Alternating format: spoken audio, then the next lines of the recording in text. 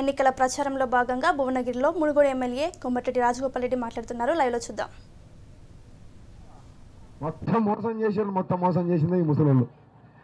కుమ్మవాడింది 30,000 మేడతో చెప్పమ్మా. ఈ ముసలా వాటి మన ఎక్కడ చూస్తలేదు, అడిమొక్క పట్టుకుంది, చెయ్యి గుర్తు మొక్క అటు తిప్పుకుంది.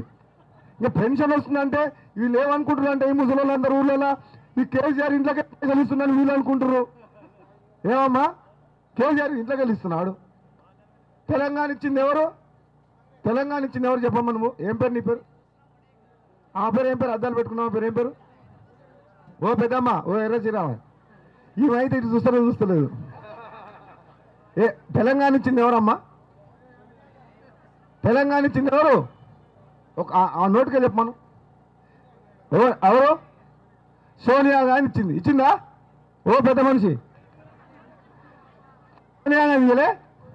మరి సోనియా గాంధీ తెలంగాణ ఏమో సోనియాకి ఇచ్చింది. హైదరాబాద్లో ఆదాయం వస్తాయి.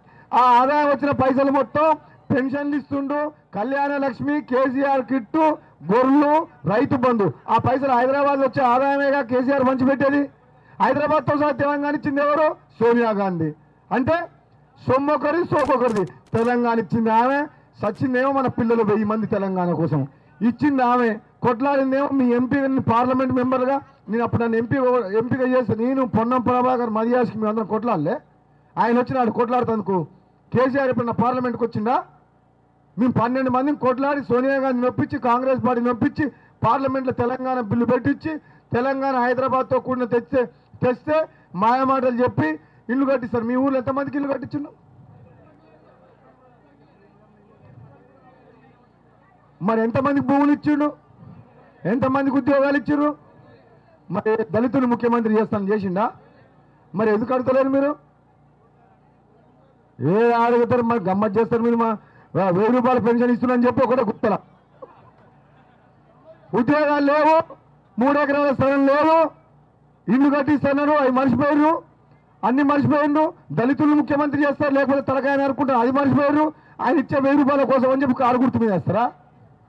ఇప్పుడు కారు పంక్చర్ చేయాలి, కారు టైర్లు వీకేయాలి, చెయ్యి అన్నం పెట్టిన చెయ్యి, అభయ హస్తం ఇది, ఆపదలో ఆదుకునే చెయ్యి. మనం కష్టాల్లో ఉన్నప్పుడు చెయ్యిచ్చి లేబడుతుంది చెయ్యి. కారు లేని పెట్రోల్ పోస్తే నడుస్తుంది, లేకపోతే అవుతుంది కారు. పెట్రోల్ పోయింది కారు నడుస్తుందా? చెయ్యి ఎప్పుడు వేళలో అభయ హస్తం. ఈ చెయ్యి గుర్తులు మర్చిపోవద్దు. తెలంగాణ ఇచ్చిన సోనియా గాంధీని మర్చిపోవద్దు, కాంగ్రెస్ పార్టీని మర్చిపోవద్దు. నీ నిమ్స్ హాస్పిటల్ కట్టించింది కూడా మేమే, కాంగ్రెస్ పార్టీ హయాంలోనే. ఆనాడు రాజశేఖర రెడ్డి గారే ఈ ఆరోగ్యశ్రీ పథకం కానీ, పెన్షన్లు కానీ, ఫీజు రియంబర్స్మెంట్ కానీ, ఉచిత విద్యుత్ కానీ, మీకు అప్పుడు 2 లక్షల రుణమాఫీ చేస్తామని చెప్పిర్రు మనం రైతులకు. చేసిందా లేదా? కాంగ్రెస్ పార్టీ చేసిందిగా. అన్నో ఫ్లైవర్ నేనే కొబ్బరికాయ కొట్టి 5 ఏళ్ళు పట్టింది చేస్తేందుకు. 2 సంవత్సరాలు చేపిస్తాడు నేనుంటే. 5 ఏళ్ళు మొన్న స్టార్ట్ అయింది. నేనే కొబ్బరికాయ కొట్టలేదు దానికి, హన్మపురానికి. నేనేమంటున్నా, రుణమాఫీ చేసినాడమ్మా. ఇప్పుడు 1,00,000 రూపాయలు చేస్తాను చెప్పిండా?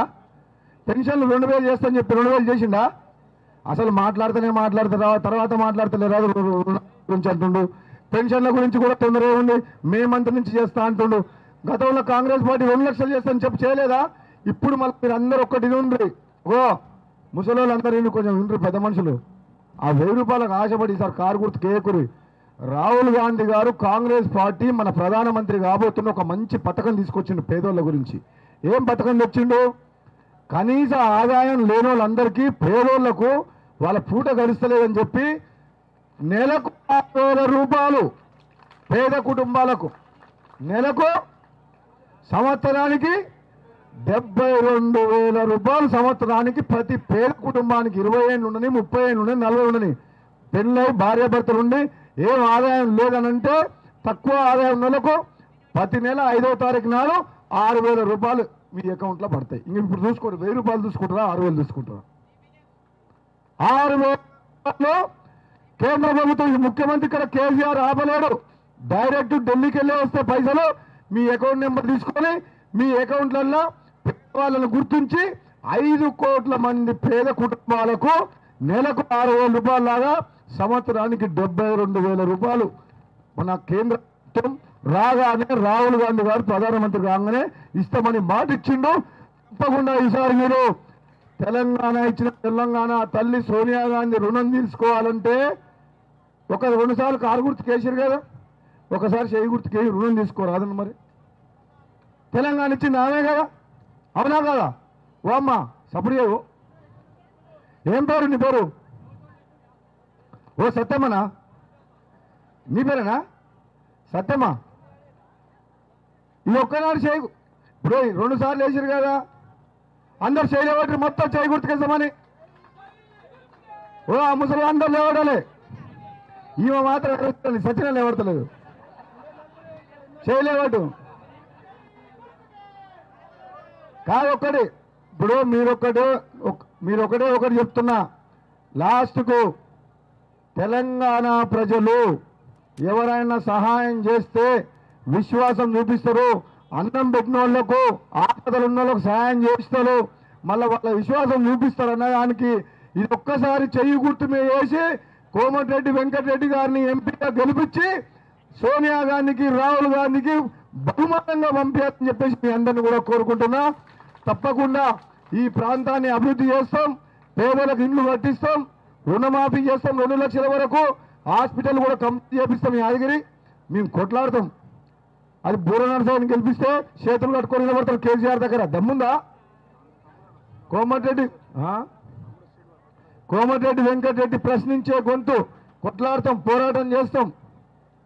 ఎందుకు నిలబడిస్తున్నాం? వేస్తావా చేయి గుర్తుకు? ఒక్కసారి నెలకు 6,000 రూపాయలు వస్తాయి. రాహుల్ గాంధీ ఇస్తుంటుండో పేదోళ్ళందరికీ 1000 కాదు, కేసీఆర్ 2000 ఇస్తుంటుండు కదా పెన్షన్. రాహుల్ గాంధీ ప్రధానమంత్రి అయితే కాంగ్రెస్ పార్టీ పేదోళ్ళందరికీ కుటుంబానికి 6,000 రూపాయలు అకౌంట్లో కాంగ్రెస్ అందరూ కూడా ఆ పెద్ద చూపిస్తా అన్నాం.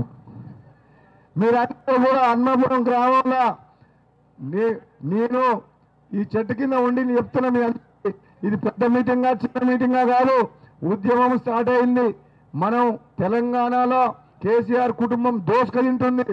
బంగారు తెలంగాణ అని తెలంగాణ కాదు కదా, పేద ప్రజలందరినీ గాలి కొదేసి బంగారు కుటుంబం లాగా కేసీఆర్ ఇలా 200 మంది పశుపతితులను పట్టించుకోకుంటే నామినేషన్ వేస్తే ఆయన బిడ్డ ఓడిపోయి వచ్చింది. ఆయన బిడ్డ ఓడిపోతుందని చెప్పి మండవ వెంకటేశ్వర తెలుగుదేశం పార్టీ నాయకుడి ఇంటికి పోయి 2 గంటలు బదలాయిండు ముఖ్యమంత్రి. ఏం గది పట్టింది? 2 మందిని ఈయన మనిషి 200 మంది ఎంపీలని మాట్లాడి ఆయన ప్రధానమంత్రి అవుతారట. కూడా నమ్ముతారా? మీరందరూ ఇవన్నీ ఆలోచించి ఒకసారి చెయ్యి గుర్తుకేసి కాంగ్రెస్ పార్టీ సోనియా గాంధీ రుణం తీసుకోవాలని చెప్పి తెలియజేస్తూ సెలవు తీసుకుంటాను. Thank you.